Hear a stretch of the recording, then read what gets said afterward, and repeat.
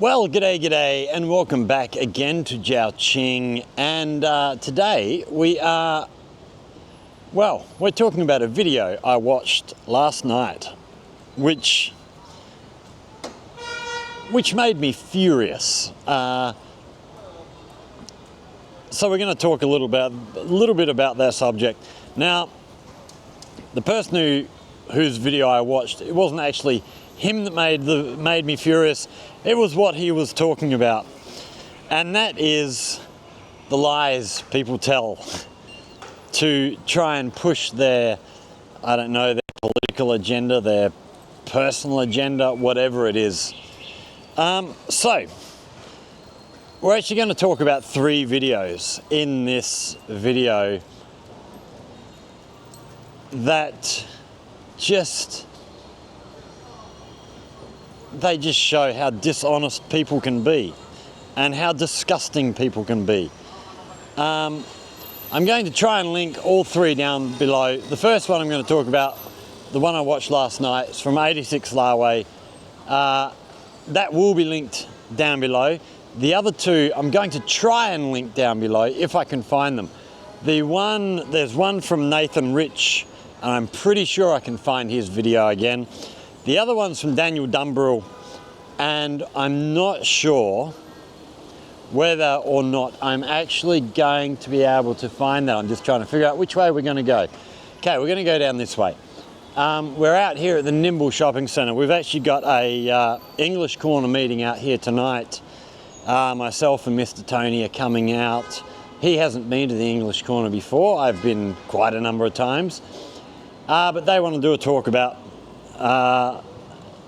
YouTubers, vloggers here in China, foreigners who do stuff. So we're going to go and have a bit of a talk with them, tell them a bit about what we do, why we do what we do, and all that sort of stuff. So it should be good.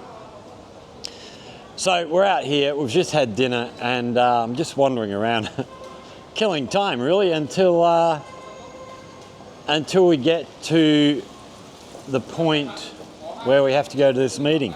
So the video I watched last night was talking about, debunking 2 guys who do China content. Now, both these guys used to live here in China. One lived in Shenzhen, the other one, I think, lived in Dongguan. And they are both very, very disgusting characters. The lies they tell, which a lot of the time sort of slide off, but this video last night hit me hard. And I'll explain why as we go through. So the first thing that they talked about, which I'm not going to go into too many details. I don't know a lot of details apart from what I watched last night. I haven't gone away, researched anymore. I'll let the video from 86 Larway speak for itself. We are going to refer to him as 86 Larway. I do know him. I have met him. He's been over here to Debunking to visit us. But we'll keep his real name out of it. I don't know if I just sent him a message asking if I can actually use his real name, but he hasn't got back to me yet, so we'll just refer to him as 86 Larway.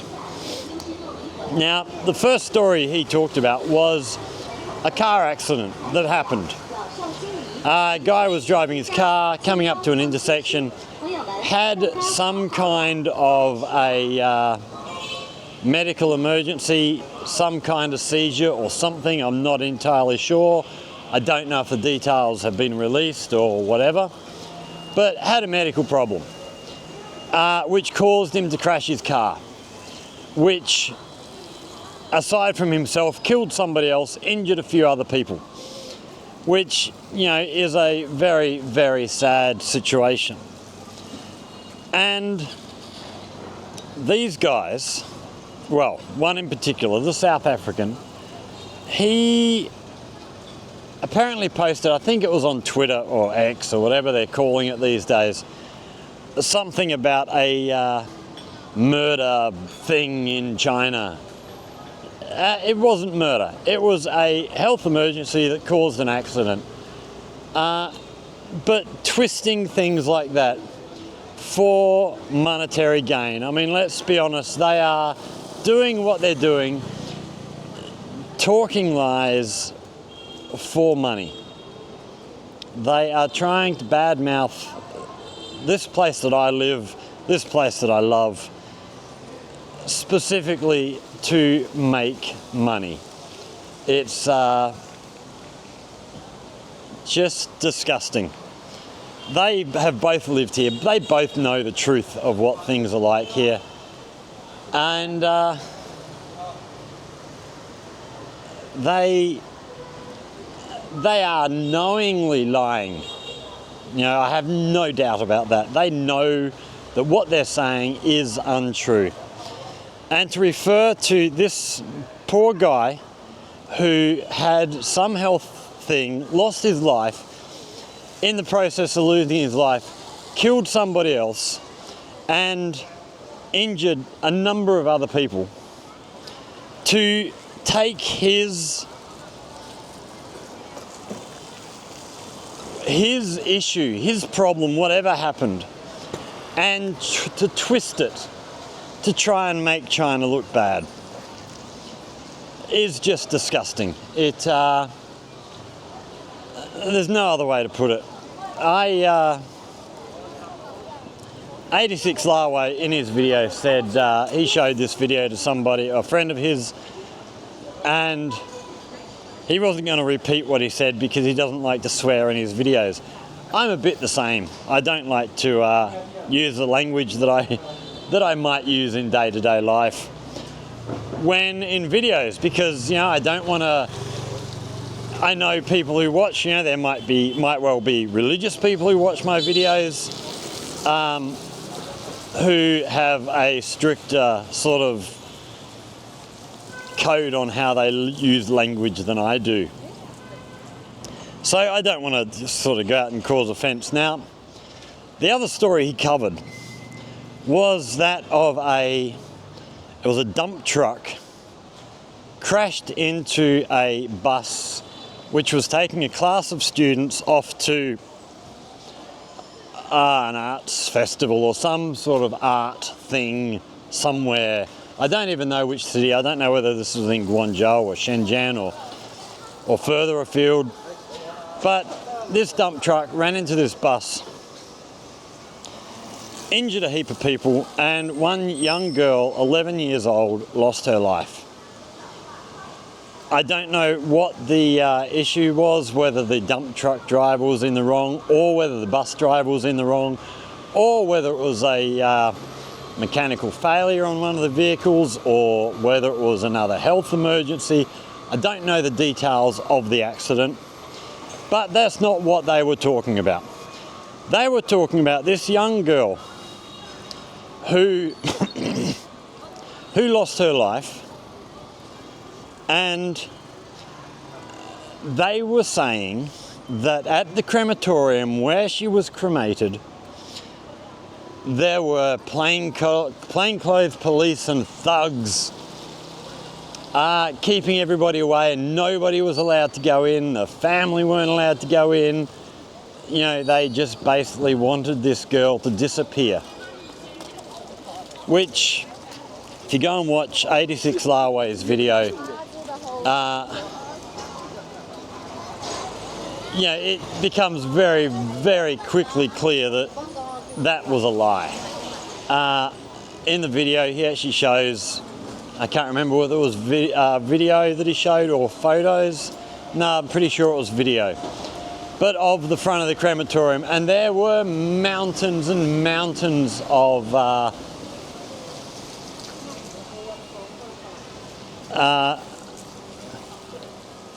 there were mountains and mountains of flowers and teddy bears and all sorts of things there.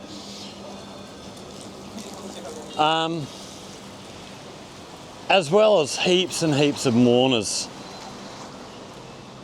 So, you know, quite clearly shows that this guy was using the death of a young lady, young girl, to push his agenda.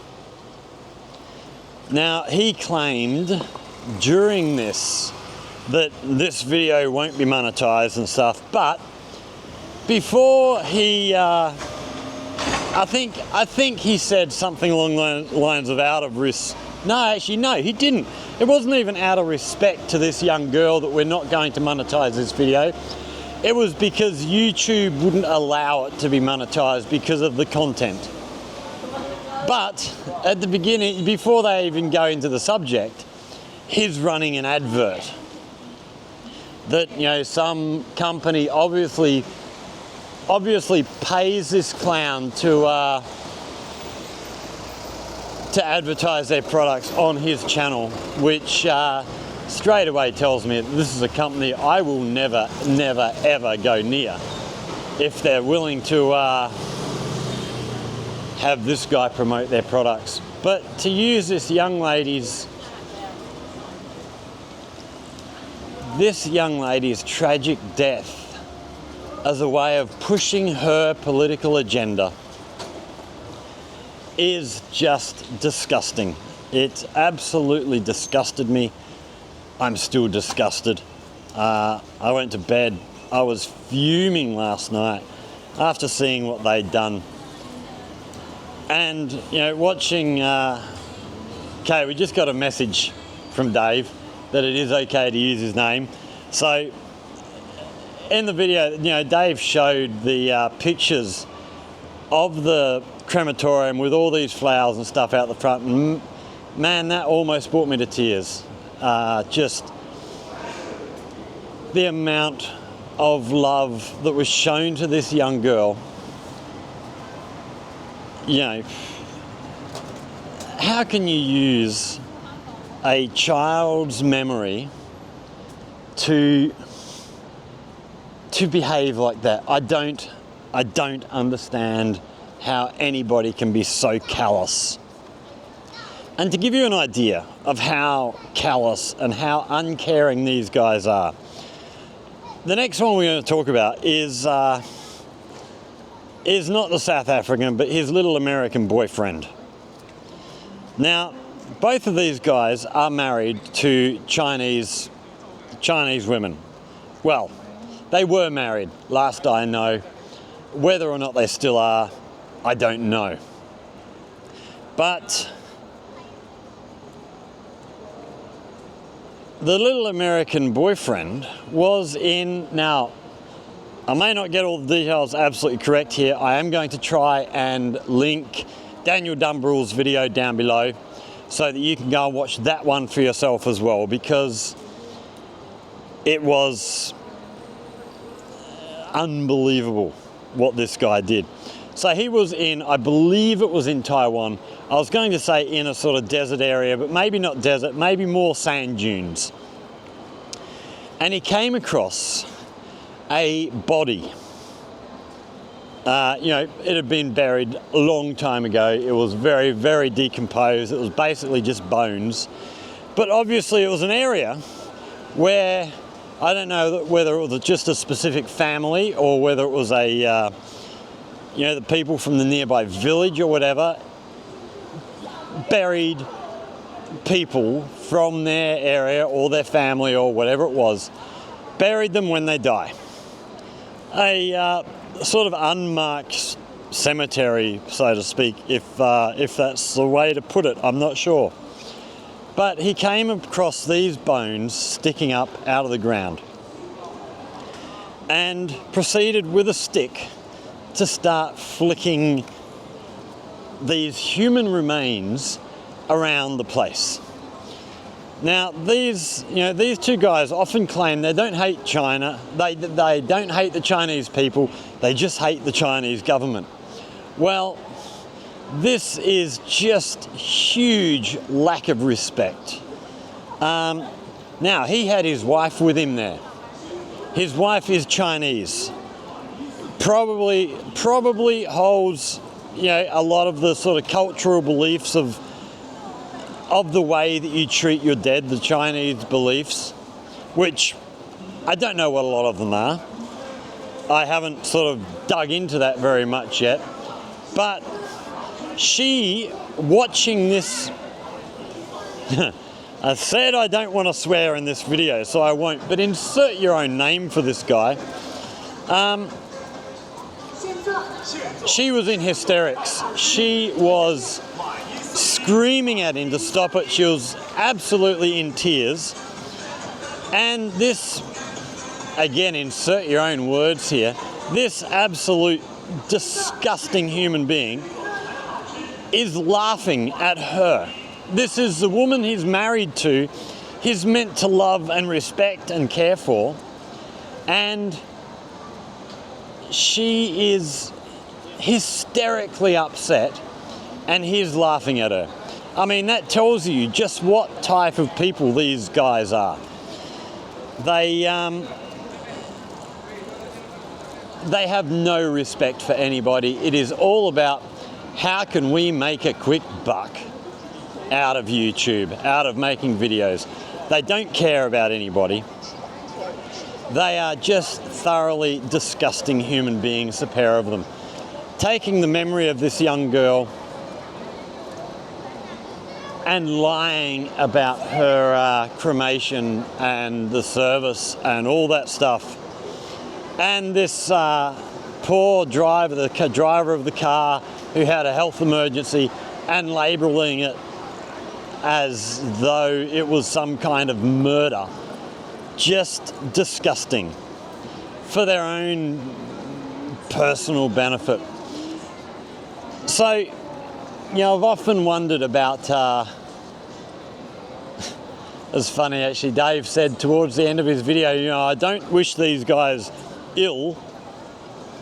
I don't wish them to die, or I can't remember exactly what Dave said, but I listened to that and I thought, nah, I hope the pair of them bloody die. Which is rather weird because I am against capital punishment. I do think capital punishment's a bad thing, but there are some times when, you know, even when mentally you think a thing, there are times when emotionally you can't help but pushing a different idea. So it does make me wonder sometimes about social media and the way that anybody can get online and say anything, whether it holds an ounce of truth to it or not. It just befuddles me. And sometimes I think maybe the world would be better off without social media. But that leaves us where to get our information? It leads to the mainstream media. And they are no better. Absolutely no better at all. So again, social media, although it has its negatives, it also has its positives, because the next story was from mainstream media, and without social media, this story would have just been out there and nobody would have had any reason to doubt anything that they heard. So this happened at the Chinese consulate. I believe it was in Manchester. So this comes from Nathan Rich's channel, which again, we'll link down here. I'll try and find the video and have the video that he did linked. So the original story, now I can't remember which media organisation it was, but it was in Britain. I can't remember whether it was the BBC or not, or one of the other ones, ITV or whoever else they have there. But there was an issue between China protesters and the Chinese security at the consulate. And if you just watch the mainstream media report, you would look at that and think the Chinese guards, the Chinese security at the consulate were thugs and were doing lots of things wrong and acting terribly. The problem is, Nathan Rich got hold of the original footage. And from the original footage, you could see quite clearly that this media organisation had cropped a lot of the videos, zoomed in on stuff, so you could see this little piece, but you couldn't see what was happening around this little piece.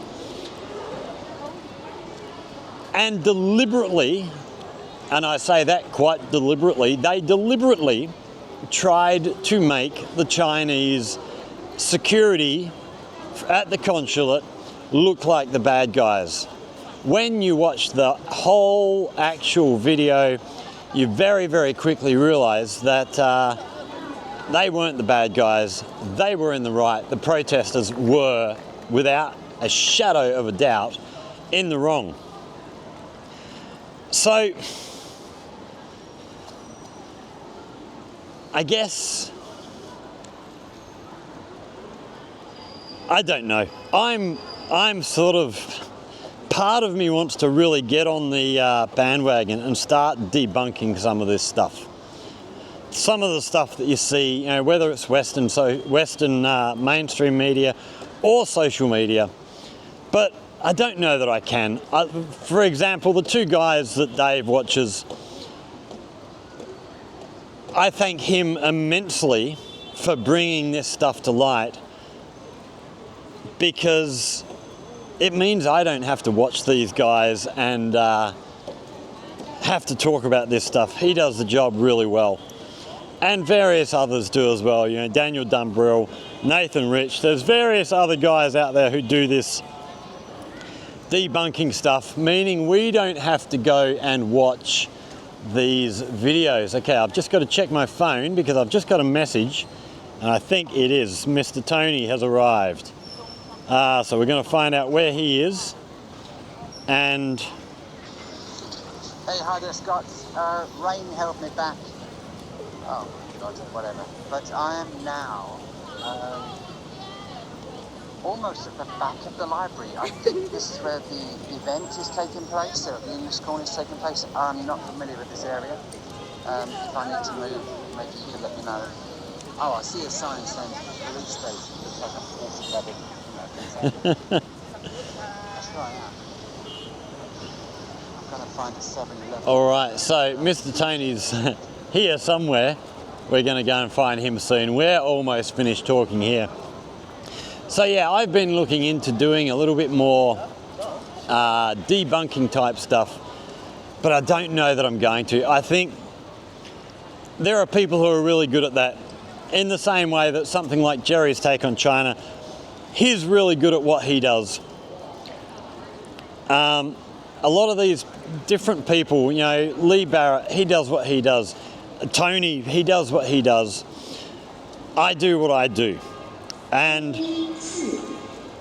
I don't know that I have got the time, the energy to go away and do all the research that needs to be done to do some of these other topics at the moment.